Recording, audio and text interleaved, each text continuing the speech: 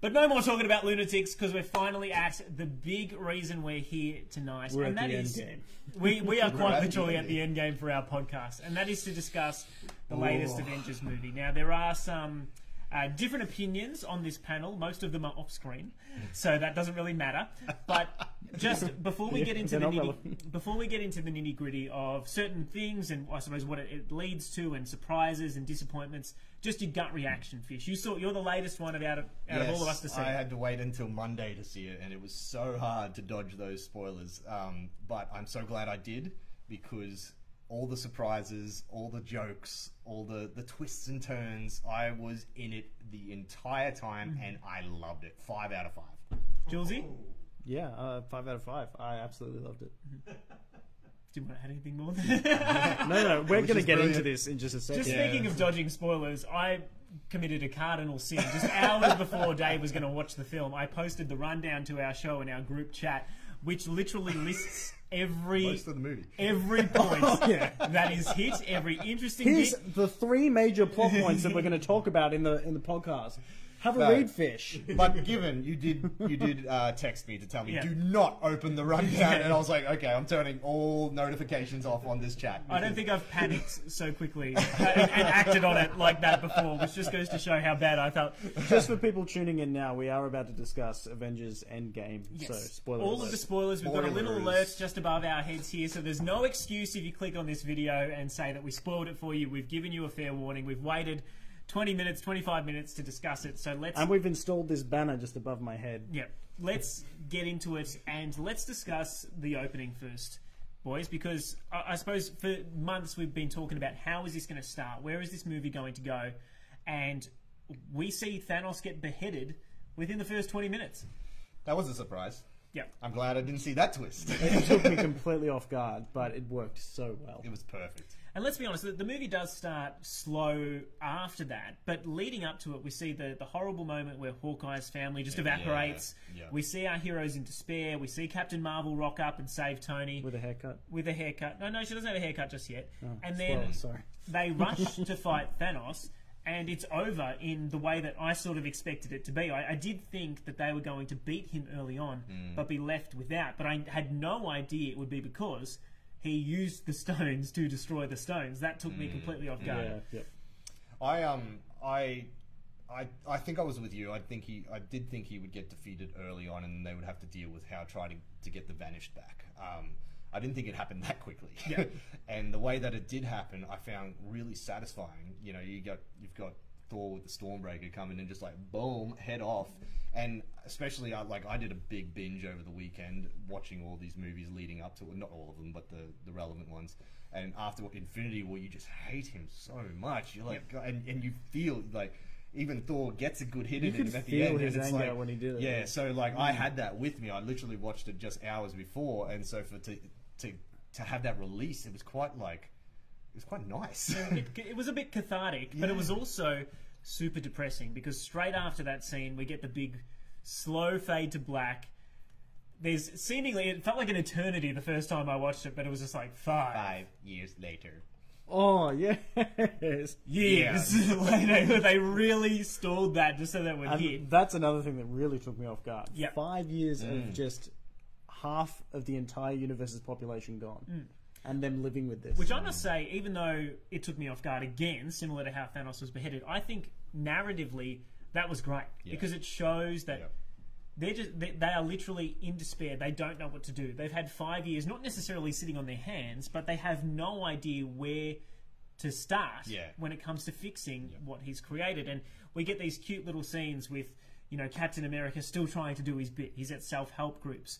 We see... Speaking of that scene, one of the directors, I think it was Joe. I'm not too sure which Russo it is, but yeah, he plays was the guy who was going on a date for the first time. Oh, there you go. Yeah. There was a Russo in there. It was a Russo.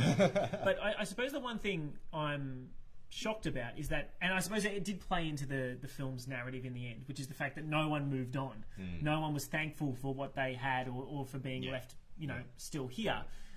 Is that it seemingly had become not an ultimate desolation, but Earth was basically done. No one bothered to pick up the pieces. Wasn't it? And I was actually a little surprised by that because I did think that there would be some areas that would thrive on such a thing. But they didn't go That's into what that. Thanos was hoping for anyway. Yeah. But I think it would have almost been a bit more interesting if they did show that, because then there's that, well, what are we really fighting for here? As horrible as it is that, Thanos has wiped out half the population, we are seeing, species come back, and they briefly touch on that when Cap says there are more whales in the Hudson. The water's cleaner, there's not as many ships, but...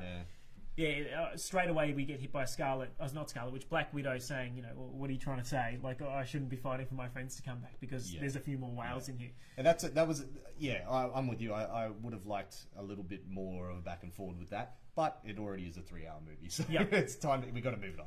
Speaking of moving it on, because they did have limited time, there were big things that happened off screen, and one of them is the fact that Bruce Banner and the Hulk have finally come to terms with each other, and are finally Professor Hulk, which is a Hulk that's got all the muscle but still has his brains, which I thought was a really... I was expecting that to happen in this film, but not the way it did, with him eating just a whole heap of food at a cafe and... taking selfies with fans. Yeah, and it was funny, don't get me wrong, it was funny, but I think in the long run, that scene in particular, and there's a few of those in this film, won't play as well. It's the same as when... I loved that it was just there and that's how he was. And I completely accepted it. Like, straight away, I was just like, all right, that's it. That's him. And I was completely fine with it. If they did add the whole, he's merged with the Hulk, I don't know. Maybe that would be a separate movie. But... I know what you're saying, and I do appreciate why they did it, and I think it would have been very hard for them to do it on screen. But I just feel like, not necessarily the fact that we missed out on it, but just the way he was behaving, taking photos with the kids. I think, and there's a few of those moments in this film, particularly the Fortnite joke, which I sort of grated on my nerves anyway to begin with, but I don't think it will hold up as well going forward. Amazing the first time to watch, and I think that's the crux of this movie. Amazing to watch the first time, unless you're Ryan Mason. But there are bits and pieces that'll annoy you. And speaking of which, a lot of people are seemingly upset about Fat Thor, which I loved. I loved Fat Thor. From start to finish, that was the best surprise, the best joke of the whole movie, was seeing Chris Hemsworth. But you know what I also loved about it? Is they didn't just go, all right, now he's going to get buff again. There was no montage of him working out. He just stayed fat. Yeah. Big Lebowski. And he was... weird reference, because apparently Maso, I think you were saying that the guy who plays another character in the original Iron Man, Jeff Bridges was the bad guy in the first Iron Man, But look, who plays the Big Lebowski. It is what it is. I thought his character was done really well. I think Chris Hemsworth nails the comedy, and I'm very excited to see him as part of the Asgardians of the Galaxy, which we'll get to a little bit later on down the line. But I thought his character was great. I'm a bit surprised by the fat shaming and making light of PTSD that people are trying to talk about online. But I think that might just be false internet outrage rather than... I didn't realise there was an outrage, because I really haven't dived into it too much, but I just thought it was a justified progression for that character. Like, he's he had half the reason why, you know what I mean? Like, he's done. He did his part, he chopped the dude's head off, and now he's like, well, what do I do now? And it didn't fix anything, he didn't know how to fix it, he's already lost all his family. In terms of getting his family back, Thor doesn't really get any of that, despite the fact that time travel is introduced. But he does have a beautiful moment with his mum. Yes. That's the most lines she's had in any other film. Crushing moment with his mum when he couldn't tell her that she was going to die and potentially save her. I think she knew. Well, I liked, if anything, it made Thor: The Dark World actually relevant, because I hated that movie. And now I'm like, I might go back and watch it now because of this. I'm still not going to watch it. That movie sucks. I don't think I will.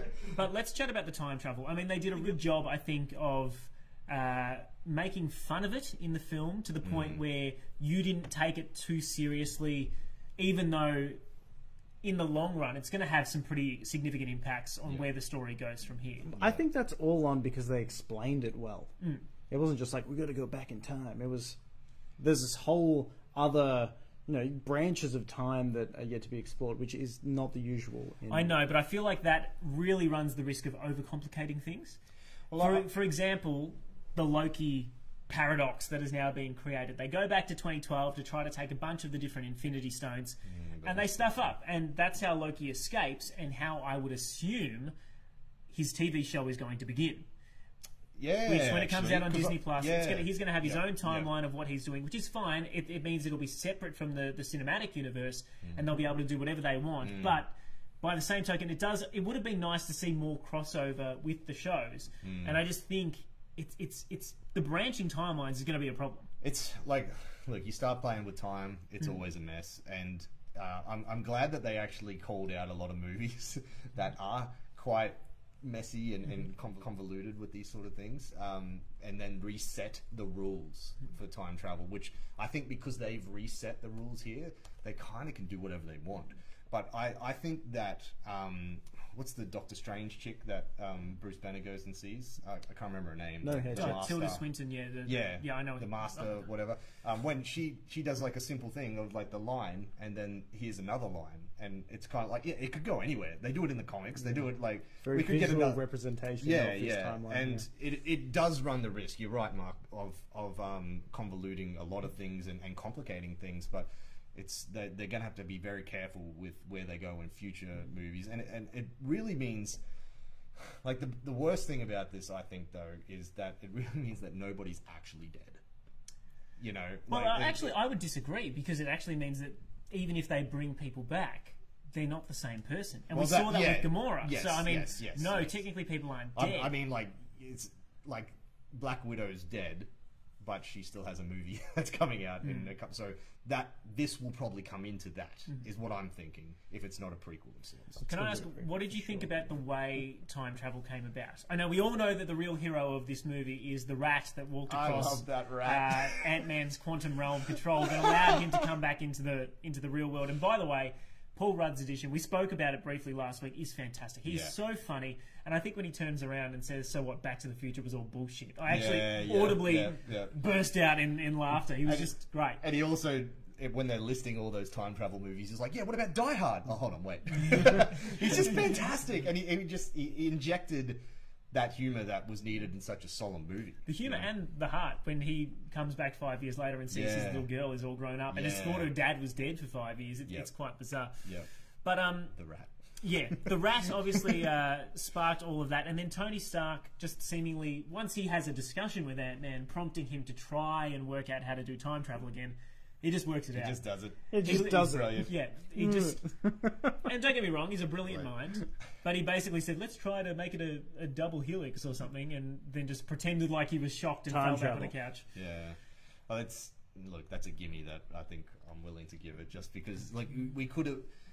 What we're talking about here with the time travel and such, it could get bogged down really easily, and I actually think that they didn't bog down here. No, I think it was a quick 3 hours. Yeah, it's like, oh yeah, okay, look, Tony Stark figured it out. Yeah, okay, let's move on. But I liked it. There's a number of bits and pieces in that time travel sequence which Maso, I know, didn't like. So I'd love for you to come over here and have a chat, Maso. Not right now, but well, yeah, there's a list that we'll go through in a He's given us a list. I want to just count them.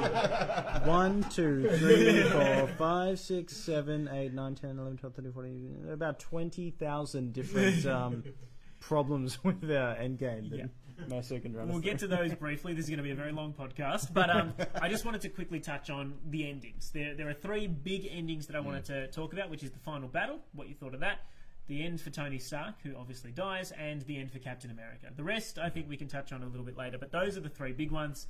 Again, Dave, you saw it most recently.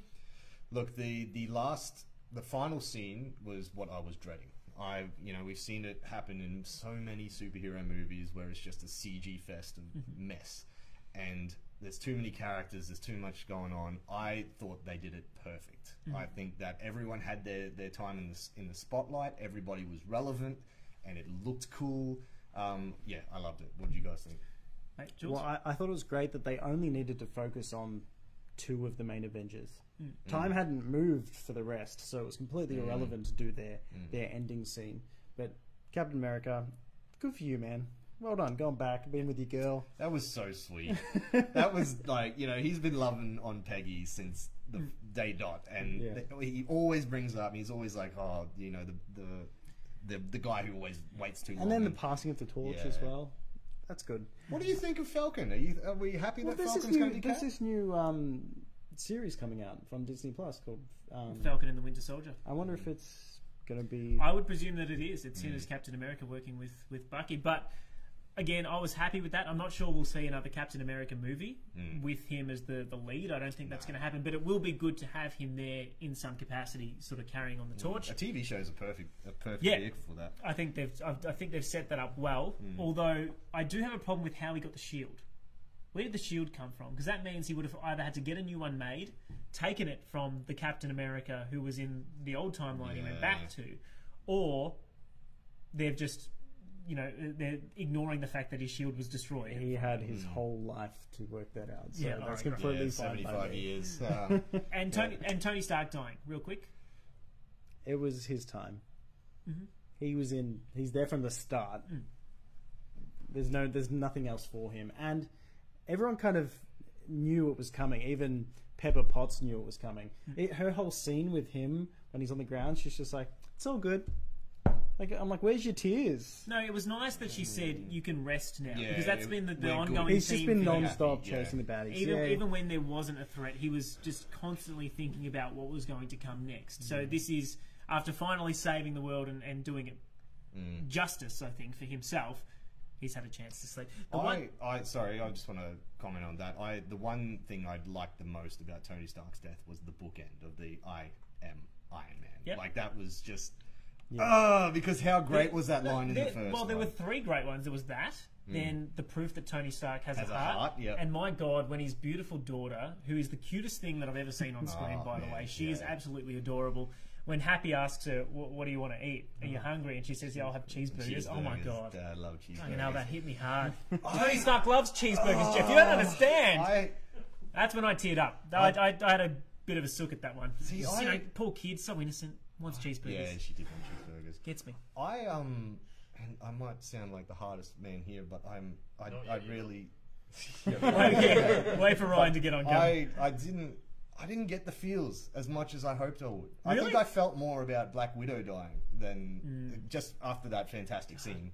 But I was like, oh man, this sucks. No more Iron Man. But I expected to be tearing, and I wasn't. I think the actual death, the reason why I didn't get so upset about him dying is because I expected him to die.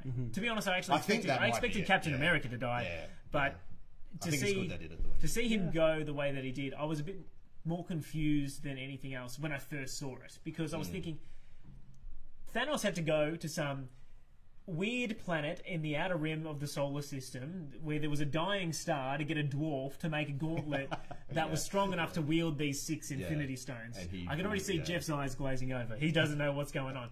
Things off my list now. But Tony Stark is able to just create one. Presumably using some vibranium nanotech, but still, it doesn't make a lot of sense that, one, he was able to wield them in the first place, and that he was able to get this nanotech glove. Hey, he got him off Thanos pretty quick, didn't he? Well, that's the nanotech. But that's and they do set that up a lot, because the Hulk is the strongest Avenger, right? And he nearly died doing this, so for Tony Stark to sacrifice himself, it's a big deal. But I think you're right. I think exactly, because I knew he was going. We all knew he was going. And so maybe because I expected it, I wasn't as affected by it. I do have a question about the funeral, though. You know, we have that long, tracking shot that goes through all the characters. Maso hated it. You hated it? It went for too long. He didn't need to see everyone. Mind you, it was a great... He just wanted to get out of the cinema by that point. He was cooked. There's a random well, that's what I want to ask. So behind Falcon and I think Bucky, there's a random Edward Cullen looking kid. Do we know who he is? Edward Cullen. Yeah, he's... didn't you just binge the movies? He's the kid from Iron Man 3. I didn't get to Iron Man 3. I thought he was emo Spider-Man. Oh, so the little kid that he helps, in the farmhouse. That's Yep. Yep. That's what? Yeah. Did you know that though? Did you know that seeing him? I recognised him because before the film came out, I read about who was on the cast list, and I saw his name there. And I was like, who is that guy? So I was expecting him to show up in some way, shape or form, so that when I saw him... He's like 10 years older now. Like, it's hard to... he was a cute little kid. Time has passed. Yeah, look at him now. I'm actually kind of disappointed by that, because I was thinking it was something that was going to come up in a further film. I thought it was a little Easter egg that we were getting, and I'm all like, who is he going to be? I don't know. I guess he didn't have many friends outside of the Avengers, so it was kind of... Like, it makes sense. Like, I'm glad that it is there, but I wouldn't have recognised him, and I don't think you would have either if you didn't know he was in the film, right? No, I Yeah. probably wouldn't have. It would have. Yeah. I would have had to just talk about it later or rack my brain in the moment. In that split second you see him, I wouldn't have picked him. Yeah. Now, so we're all happy, generally happy. Happy. Can I just say that final battle when Cap picks this thing up? Oh my man. god! I said I squealed last week, Jeff. You don't understand it, but it's when he picked this thing up and actually So used Thor's hammer. cool. I've never heard a whole cinema just verbally gasp. Yeah. In unison at one thing. It was such a build up because we obviously seen him nudge it in Like Age of 8 Ultron. movies ago, it was Yeah. incredible. So it was, and he's like, "I knew it!" When Thor says that, it was so cool. It was still really good for me, but you know, a couple of episodes ago I mentioned this, that I went onto the hashtag Don't Spoil the Endgame, and I saw things that were spoiled for me. Oh no, that was it. So one of them was Captain America wielding the hammer, Oh no. and the other was Hulk putting on the gauntlet. Yeah. Oh, Two very big moments. That's by the huge. way. But man. there was no I'm context so around sorry. it, I'm so, sorry. I took me for the He team. did it to himself. Let's Yeah. not apologise for it. I It's one of think the I same even thing. said in that group chat, this is going to be troll heaven, Yeah. and I still clicked it. Yeah. But But that was a huge moment, and just seeing him with the shield and like, you know, a sword of sorts, like an hammer. It was just so bad. He just used it so well as well. Now, we've been going for almost an hour, so I don't want to dwell on the negatives too much, but Ryan Mason, would you mind just coming over here? Bring a chair. We'll bring the list up. Come sit over here. Yeah, the list is right here. I've got it. Now, I'm just going to ask... I'll mention each one really briefly. Come in between us just to make sure you're actually in shot. Now, I've got them here too. Where are they? they're right in front of you on the Just here. screen. This is your list. Now, Ryan has decided that he didn't want to be part of this episode because he was going to be too negative and bring down the vibe. Effectively, right? I've got a really low chair. Yeah, you are. So I'll sort of like hunch down for you. But I'm going to run through some of the things that we spoke about a day or two after you saw it, and you just give us a quick hot Righto. take, right? Okay. The slow start. Yeah, the first I found hour was like, I described it as this. Here is a monologue and a sad story. Now it's your turn to have a monologue and a sad story, and you passed it to Dave.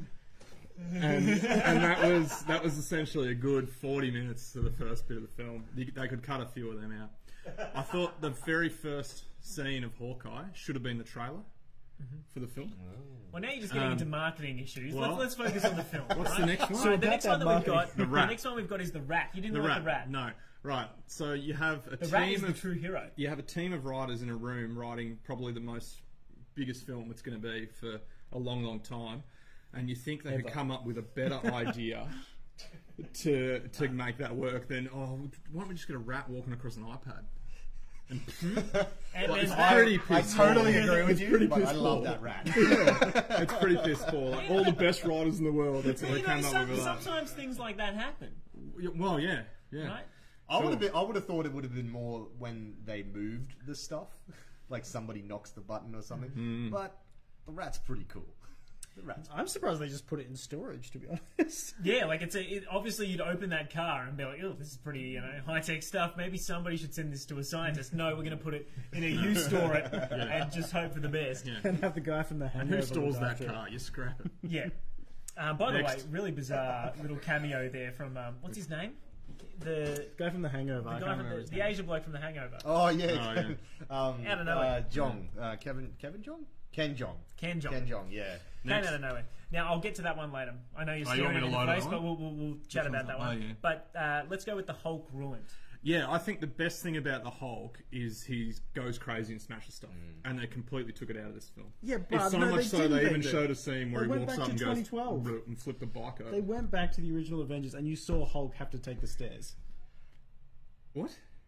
Yeah, walking he down the didn't just stairs. smash out. Oh, the thing. right, you just I, jump like, down. I prefer Angry Hulk, and Yeah. and the monster that they make him out to be in the Avengers is like everyone's, even Loki's scared of him, sort of thing. So I think it does suck that we've gone away from it, but again, I think it's a good progression for the You character. gotta remember, yeah, I think it they is- borderline did it for Thor as well. I liked Fat Thor, but it did take away his sort of Yeah. power. The Fortnite plug. You didn't like that? No, it's done. Yeah, it was dumb. You weren't Oh. happy because So, yeah, this- Hawkeye. Which is dumb. after his epic opening scene, just to make you feel the despair that we felt Which a I year loved. ago. I thought that was one of the best scenes in the movie. Yeah, it's great. That's what I thought it should be. It should have been a trailer. The next time we hear that he's fighting as a samurai or just somebody who's taking out these gangs, but we don't see any of that until he's actually fighting in Japan. No, so we all know Hawkeye's the king of bows, right? And he's teaching his kid to have bows. Anyway, next minute, he's killing samurai in Tokyo. Yeah. And you're like, he's an incredible sword fighter. That's another thing we're expected to just, righto. Oh no, he does use his He's got a bow. baton. He turns his bow into like a bit of a bow staff at one point. Yeah. So I just assume he's just Beating a martial samurai arts. in Tokyo. Like It's a bit of a stretch. He's an Best- Avenger man. Second best thing about that movie, though, was his haircut. It was good. Whoa! I find it hard to sit next to you sometimes. Doctor Strange didn't bring the X-Men, just a missed opportunity. Like they had all the circles, everyone comes through and they go, is that all, or whatever they said. I was sat in the cinema going, why not just bring the X-Men? They must have shot the film before they finalised the Fox. I tell you what, I would have loved for there to have been not a speaking role, but if Deadpool was just in the background somewhere fighting, Well, I would have maybe been. he I'm is. so surprised they didn't go with that one. We because haven't there was a lot of looked talk through about it all, but there is a cameo from Howard the Duck. Howard the there? Duck. There No, is. I haven't seen that. Yeah, I took a screenshot. That's awesome. Keep going. Speaking Howard of the the final Duck. fight, even though we all loved it, and I think it hit so many great notes, Maso, you thought it was too CG heavy. I did, in the fact that final fight is on Earth, in the rubble of a house. Yet that whole fight looks like it's on Mars. There's nothing in there that looks like Earth at all. Thanos did just pump what I can only assume Rain of is fire. Yeah, but a there's million not, like, bombs down. it looks like another planet. Like, And it wasn't a house, it was freaking was a hangar, yeah. Avengers yeah, headquarters. but the van survived, so yeah, that makes sense. That's true, the van did survive somehow. They just pressed the keys and find it. The van surviving was a bit of a misnomer. What's next? Too fan service heavy in the end as well. You thought it was a bit. Like, well, the thing you got there, the pepper pots in the Iron Man suit, I thought, we don't need it. I think they were just... It was an awesome moment, though. Well, it is for you guys. For me, I'm like, I thought why it the was hell did she awkward. get that? I thought it was very awkward. Yeah. And you got to remember though, fan service is what this is all about, right? Yeah. There's 22 movies of fans growing and growing and growing, and I it was weird, but I thought, didn't she be was she in a suit in Iron Man 3 or something? she wasn't in a suit. She had that she had- weird regenerative power that the Yeah. bad guy had inflicted on her, but Tony cured her. But he also did build. He was building the suit for her throughout this movie. Well, they showed it. Well, Don't yeah, they fix did it up. show up, Yeah, but still, yeah. it didn't need that either. And the last negative that I really want you to harp on, because I've got a bit to say about this as well, Well, is can we quickly go to this one? what, is it a one-time watch? Oh, no, I'm not reading that right. No, the redhead The Scarlet Scarlet Witch. Witch. Scarlet. Is she Russian or American? What's going on there? Oh, that accent has been deteriorating since she came Yeah, in. that accent hasn't been a problem since like 8 movies ago. No, Right, it right. kind of is though, because I just watched them all back, and like I was saying, Well, and- she has and- been in America for 15 years. Because she's or whatever. flat out Russian in one of them. yeah, and it's gone by this. Yeah, point. yeah. Like, there's a little bit in Civil War. Sorry. I'm glad that all this comes under the heading nitpicking, because there's been a few very small things here. This isn't very This small. isn't small, and I titled it the Captain Marvel problem, because Yeah. I too see it as a problem. Yeah. But you in particular were pretty upset about it. It's pretty upset. There's 30 seconds in the end battle where Captain Marvel flies through the biggest spaceship I've ever seen. Twice. She goes through it once, does a Yui, bang through again. Does a Yui, yeah. She lands on the ground. There's 15 blokes between her and the shaggin' wagon. And she goes, oh, I can't make it. She didn't say that. They were like, And then "Alright, she how's gets- she going to get through that? But then, like, not to be taking your point, not to be really negative about it, she gets all the girls around her. She goes for it, doesn't make it, and a bloke helps her out. Who's the bloke? Doesn't Iron Man? Iron That's Man, where I Iron think. Man. Yeah, Yeah, yeah. yeah. Admittedly, that That's- sweeping shot of uniting all the women of the MCU was amazing. Like, I lost Yeah. my mind at that, because there are so many great characters. I love the Wasp in particular, and she was sort of leading that toward the end there. And it was great to see Nebula, who I thought was one of the better Nebula characters. was Why so didn't one good of in this them Captain help Marvel. Captain Marvel? Because Captain Marvel was done after that. Oh, anyway. But we're She's going back been- to the problem at hand, though, is the fact that Captain Marvel is super OP, Yep. but can't get through a bunch of people. Like it is a bit questionable. Like I sat there, and because it all happens within 30 seconds. Yeah. And I sat there going, what? And ridiculous. I think they justified her not being around well by saying that she was helping all the other things because she is so powerful and she's the only one who can do that. It's the problem of having a superhero without a weakness. Yeah. They still haven't given her an Achilles heel in any way, shape, or form, and that's a problem. Even the one punch that Thanos gets into her, her powers are inconsistent. I think that's the biggest problem because we see in her original movie she's getting pushed around by a Kree, who is a Skrull, who is this regular enemy. She's getting kicked around on a train, but then Thanos headbutts her and she doesn't move. The bad Titan, yeah. And then Thanos has all 6 Infinity Stones in the glove, and she's restraining him. But he takes out one stone and punches her with it, and all of a sudden she goes flying across the screen. Yeah, so I just took that as like because that was the power stone. It was the power stone. So I'm assuming that it just like narrowed the power. But anyway, there really was there, and that is the problem. But before we move on, to finish my wrap up, that is not in my top 5 Marvel movies. What's your top Marvel movie? Probably Winter Soldier. Yeah, that's a good one. I'd agree with that anyway. You reckon Winter Soldier was better than Endgame? As I said, this is our last point, and we've sort of already touched on it already. But I do believe that this film, the second time that I watched it, and it might have been because I started at 6 a.m. that day, and my session didn't start until 10 p.m. because the projector broke and it needed to be delayed by an hour in IMAX. But I didn't enjoy it as much the second time around because these little nitpicky things is not what I noticed, but because I wasn't just you spoke to Maso before you went into No, I had he spoken to didn't. No, he it. didn't. But because the first time you watch it, I was so caught up in it, like you were describing, Dave. Yeah. And I absolutely loved it. I still walked out the second time around thinking this was a great movie. I'm happy with how they wrapped it all together, but I was also very much aware of the processes they went to and the concessions they made to make it work. Yeah. And you got to be willing to suspend your disbelief for the time travel stuff. And I just think the bigger issue that I have with it now is what does this mean going forward for the Black Widow movie, for the Spider-Man movie when it comes out, for anything they do from now. How do they get rid of time travel? Because otherwise everything's not going to feel like it has a lot of weight to it if they can go back and fix it. So that's my bigger issue. I want to know, do you think it's a one-time watch? I know you're going to watch it again, obviously. Yeah. But will it go... I can watch Winter Soldier a million times. Because as a standalone film, it's just fantastic. good. Yeah. I agree. I found it was the same with Infinity War. When I went back and watched Infinity War leading up to this, I didn't like it nearly as much as I was blown away by it in my original screening of it. And I feel like this will be the same. You can never watch it for the first time again, you know. And it's never going to be as good as the first time. I'm so upset that that's taken from me. I know, right? And it sucks, but it's a beautiful thing. But like that's what it comes down to, I think. And I'll never have that experience that I had in that cinema on Monday night again. It's just like the first time you try vanilla Coke. And that is bloody. Never tastes the same. If you're going to compare the Avengers Endgame to anything, I think it's Vanilla Coke. Vanilla Coke. Wow. By the way, Vanilla Coke is still my favourite Coke. Are you trying to say that gets worse over time? I'm just saying it was unreal the first time I tried it, but then it was just good. Therefore, after it's just it's that first touch on the tongue. We're going to have a discussion about this off air because this is by far the longest. This is by far the longest. Okay. I just want to rapid fire a few things. Okay. Before Thanks, Mason. For the nitpicking.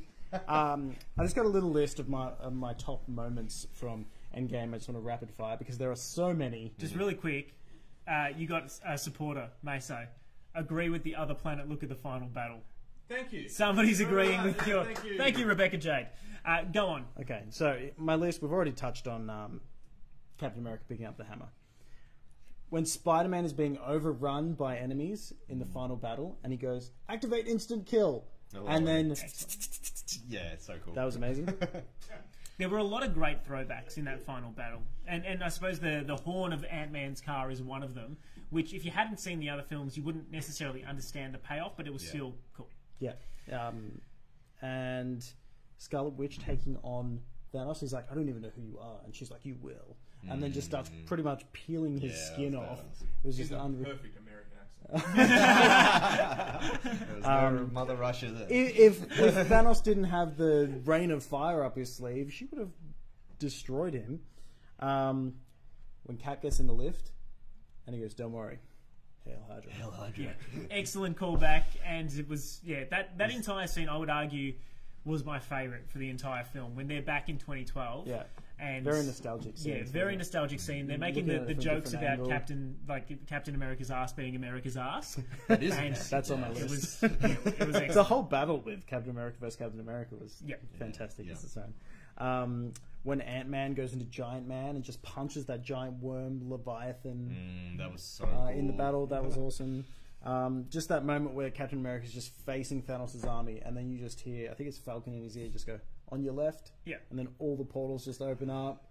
They're just right in the feels.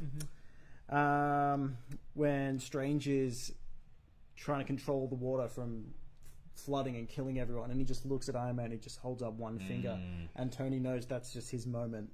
This is the 1 in 14 million, or however many bloody times he went through. That was good. Where's that water coming from?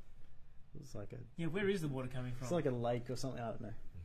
We'll just say there's a lake. That There was a body of water nearby because the big spaceship falls in Well, it. the house was leaking water out of the pipes. Yeah, I know. Well, there's a lot of water that comes out of a pipe.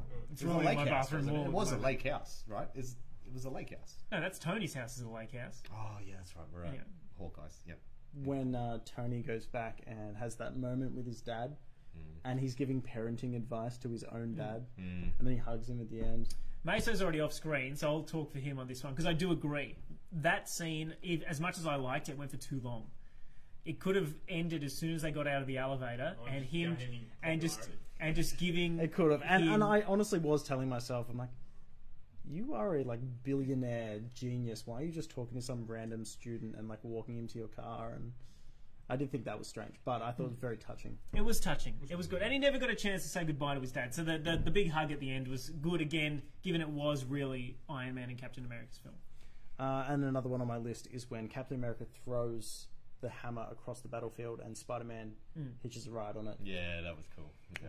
That was Although he then gives the gauntlet and hitches a ride on the back of the flying unicorn, which again, Maso, we forgot to write. We forgot to write the flying unicorn. What did you say? It had more screen time than Drax. A unicorn had more screen time than Drax. Yeah. Anyway, That's a shame.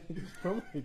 let us know what you surely. thought about Avengers Endgame. We've spoken ad nauseum about it. Jeff wants to go to sleep. I can already see him falling he is asleep. asleep. Can I just add one thing to Yeah. wrap up here? Because I think that you touched on it there. The best thing that this movie did was just slap us in the face with nostalgia. Because there is 22 other movies that led up to this, and I think they did a good job of making sure you were aware that they all mattered. Yeah. And it gave Thor: The Dark World weight to me, which I never thought would be a thing. And I think the time travel element was the perfect way to do it, for us to be able to go back to that original Avengers and see what they did after the money shot with where they're all looking down at Loki, and then it's just time did keep going. They did have to go down the elevator, and there was a whole process. Actually, that was really cool. When they did the time travel and actually showed you, I was expecting them, if they were going to do it, to show us what we'd already seen as a nostalgia play.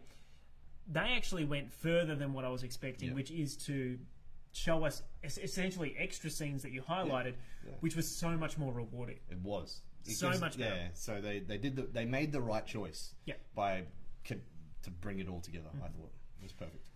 Let us know what you thought of Avengers Endgame. Clearly, 3 out of 4 of us really liked it. The outlier has his own opinions. Can we ask what would you give it out of 5, Maso? Out of 5? 2.5. 2.5. Yeah. That's average. Pretty rough. The most average of average Yeah. scores. Watch it again and see if you might change. I've watched it again. I don't think it's a 2.5. No. Well, after watching it a second time, what would you go down? We're still going to gasm. Yeah, when I first saw it, I wrote a review for our website, mustplay.net.au. I gave it a 5-star. Yeah. I thought this was perfect, and I think I would still give it that rating purely because, like you said, it was the perfect finish to 21 films. It's nothing like that has been done before. Nothing like that has been attempted before. Yeah. And to really give weight to each of those individual characters, who I liked largely in their own right, I think is something that shouldn't be sneezed at. It's huge. I know we talk about it being a bit too fan servicey, and maybe they, did that at the cost of the story or at the cost of the the final battle. But ultimately, that's what we went there for. We Yeah, wanted to see all absolutely. these characters working together. Absolutely. We wanted to see that after all this build-up. And so you can't knock them for giving us what we wanted. Sometimes, in a situation like this, 21 movies deep, that's what it warrants. Look, I'm a big comic fan, and I've read a lot of these, like the original versions of this. I have read the Infinity Gauntlet thing, and it's very different, but it's also the same. Like in comics, you're able to bring all these characters, and it doesn't feel over, convoluted or whatever. And for them to be able to do that in a cinematic universe, like, it's just huge. Yeah, it's like, tough to do. Like I thought they nailed it with Civil War, and here they just took it to the next level, because Civil War was like, a lot of people complained about Civil War because it wasn't the entire roster, which the comic series was. Whereas this Infinity War that we've been given here did bring everybody in, and they were all there. Yeah. They were all there, and that's huge. And like I said before, they all got to go. It's massive. It's fantastic writing. It is. They did a really good job. I think we'll leave where do we go from here as a discussion for another time. Yeah, we gotta wrap up somewhere. It's a late one, but we've really enjoyed. If you've managed to stick around with us for an hour and 15 minutes or so, my God, get something else to do on your Wednesday night. But we do appreciate Everyone's you. gone to bed. We do appreciate you sticking around. If you've been with us here from the start, we really enjoyed Avengers Endgame. It's kind of sad to see it go, but at the same time, we know that Phase 4 is coming, and frankly, the next Spider-Man movie is only a couple of months away, so we don't have a long time to wait. Really quickly, I saw the poll that we put up in terms of would you prefer a talking Detective Pikachu or a talking Meowth? Like, what is your favourite talking Pokemon? My prediction is playing out, Jules. Well, we have 7 votes at the moment, and 6 of them are on Detective Pikachu, and 1 of them is on Meowth. So Who's gone Meow? Who have we got? We'll give a shout out to the person who's gone Meowth. Scott Downey. Scott Downey. Good for you, man. Good on you, Scott. Don't be a sheep. Don't follow the crowd. Right? We know that Detective Pikachu is the hot new thing. That doesn't mean you just throw me out the window, right? Gentlemen, thank you for joining me. It's been an excellent discussion. Love all things. I just want to say I love you both 3,000, Oh. and I love you about 1,100. On that note, thank you again for joining us for Must Play. We'll be back next Wednesday, probably around 8:30. We haven't worked that out just yet.